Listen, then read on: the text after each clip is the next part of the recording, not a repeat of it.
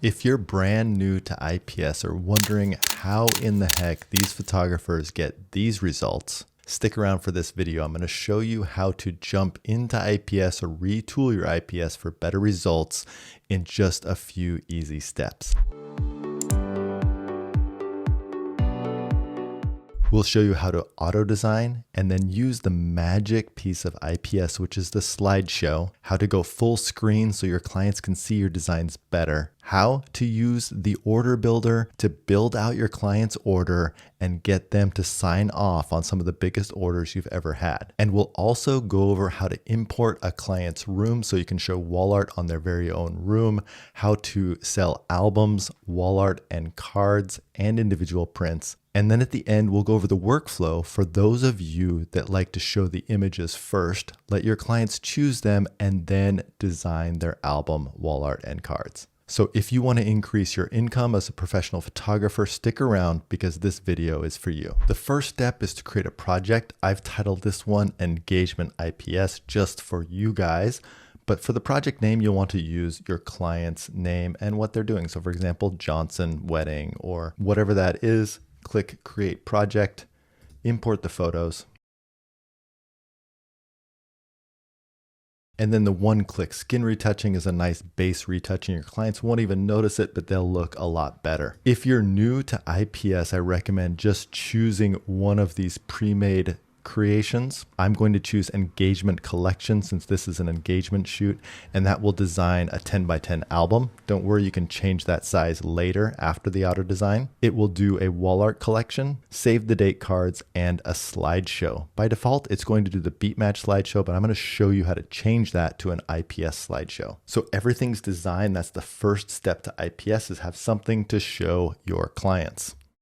I'm going to open the album, and this is where you can make changes to that album before you show the clients. Up at the top left, you can click on this icon, change the print company, the album size, anything you want to change, and it will auto format. So now we have the album done.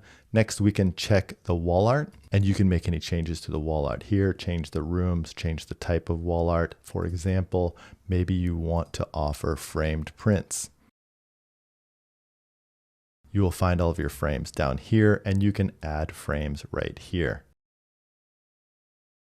And next you'll find your save the date cards, which you can change that up, change the images, change the information. You can even put your studio information on the back. Now, especially with cards, since you'll use the same design over and over, once you've changed your studio information, you can save these cards as a design set, and then you can auto design off of your own save the date cards. Now let's prep the slideshow. I'm going to double click on the images here. We probably don't want to show all of the images in the slideshow. We want to concentrate on the designs. So I'm just going to go through and tag some favorites with the little heart icon. Once I'm done with that, I'm going to close this window and I'm going to open up the slideshow window. It's going to open like this. We have some templates here. So for example, let's do portrait, wall art, and album IPS slideshow. Now that looks great. I'm going to show the wall art first, which is kind of the big seller for portraits and engagements, and then the album. But I'm going to go ahead and add image slides here. I'm going to bring that all the way to the top.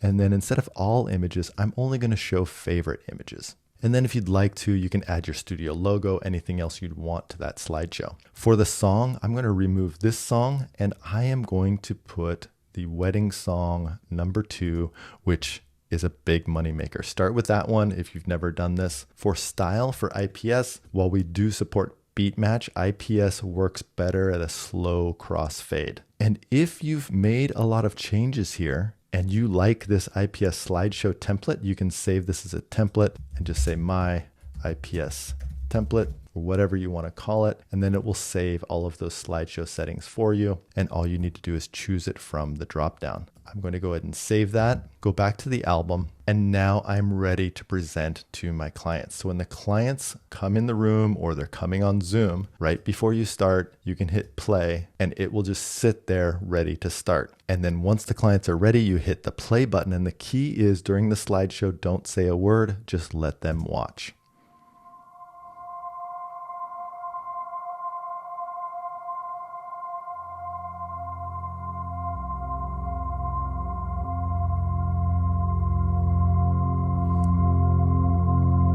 Now, after the slideshow finishes, you can start with wall art or you can start with albums. So for example, if you start with the album and have them finalize that album, I'm going to use the G key to turn off those grid lines. And then right here, we have this new full screen mode. Go into there and you can go through the album page by page, asking them what they would like to change. And if they want to change the layout, simply go into the quick design picker, change the layout. If they want to swap images, obviously that's easy also. Once they've decided on that album, you can then add that album to the order sheet. Simply click open the new order. Under the orders tab, you can put in the client name and email, and under this plus button, simply click add album. I have my album pricing already in here. You can save multiple different types of album pricing. Under the client orders, edit client product pricing. I'm going to put in what type of cover material they would like to use and add that to the form. Next, we can move to wall art. You can work with them to choose what configuration they like, whether they want frame prints or gallery prints. If they're concerned about the size, they can always send you a photo of their room, and then you can import that photo and size it correctly. I'll show you how to do that right now. So they send you a photo of the room. Take this little black line and measure anything in the room. A lot of photographers will have their clients tape 11 by 8.5 regular piece of paper. They can use that to measure. I know this is a 9-foot sofa, so I'll put in 96 inches. And I'm going to turn this off for stock rooms. You can leave that on, but this is just a single client room, so I want to only use it in this project. And then I can just drag this up, and this wall art, if I turn the sizing on, you can see the individual sizes, and then the total size here is sized exactly to this room. Now, if the clients want to order this, simply open up this order sheet, click add wall art, and here's this room. And then we can add the pricing in. You can also save your pricing so that it will show up there. I'll close that. Next, we can move on to cards. Let's say they want to order these save the date cards. Again, go to the new order, add the cards, choose which card they want. You'll see a little preview there. It's preloaded my pricing because I've saved that. They want 100 cards. You can make notes. Maybe they want the felt paper. So now we have cards. Now, what if they want to order individual prints? Let's go ahead and save that. We can go into this grid view. We can zoom in a little bit. Let's say they want to order some prints of this image. You can open the order panels here also. I'm going to click add print 5x7. Let's say they want to order 4 of these. Add that. We can go back into the order sheet here. And now we have a completed order. You can change this text here, or basically your rules for when people order through you. Save that. Let's close out here. Go back into the order sheet. So here we see the total of everything. You can apply any discounts or credits. If you want to hide this, you can also hide discount and credit within that same client product pricing section. You can alter your tax. You can take a payment and everything will be tracked within your Fundy dashboard. Once this has been decided upon, you can click sign and your clients can sign online, or you can click sign and pay. They can sign online and then also put in their credit card. Let's go ahead and just click the sign button and show you how that works. Click OK. It will generate an online agreement. You can open that up, and right there your clients can agree to this order. This is key because you've said what leather they want, what type of wall art, whether it's canvas or frame prints or metals. Basically, it's an agreement, so there are no misorders on your side of things. And they click agree. Now, once they click agree, you can download, print this out as a PDF at any time. Under the help menu, manage my Fundy account. And then under your agreements, you can see this agreement that client has just signed. This is where you can print this out. Maybe your assistant will use this to help place an order. And when your clients make payments, you can click add payment. You can set up your Stripe account and process through Stripe, or you can just click add payment manually if you want to take a check or run a credit card through a different system. And then put in the payment that they made. And when you click OK, it will record that payment, and you can see that the payment was added here, but the real magic goes into your account. So click on your Fundy account, log in, and on your dashboard, you can go to client invoices and we'll see that this payment was just made on this total amount due. Now, I put in whatever for the client name. Obviously, that's not what you want, but if you have the client name, which you can search for here, you can keep track of payments made so that when they come and pick up their IPS order, you can easily see that they have another payment that you need to process before you hand over the art. So it's an easy way to keep track of everything IPS related, which is your orders, your payments, and also those agreements.